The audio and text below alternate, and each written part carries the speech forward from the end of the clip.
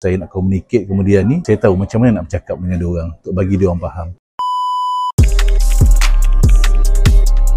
So excitednya, saya pun tak nak tahu DISC tu apa sebenarnya. So hari ni saya dapat kenal pasti apa tu DISC, dan saya sendiri baru faham apa yang ada dalam diri saya. Kemudian apa yang saya perlu faham, tim saya tu diorang ni apa, D ke, I ke, S ke, C, supaya apa yang saya nak communicate kemudian ni, saya tahu macam mana nak bercakap dengan diorang untuk bagi diorang faham. Itulah yang saya excited.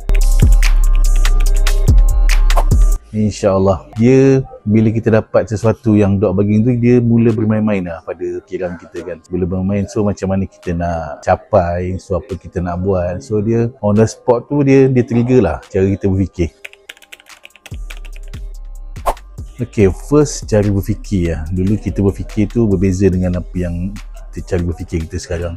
Kemudian fokus kita, apa yang kita nak capai tu pun berbeza. Dulu just kita berniaga, just nak berniaga, tapi sekarang ni kita ada apa fokus yang kita nak capai. So berapa ramai orang yang kita nak bantu dan apa target kita nak capai untuk next level.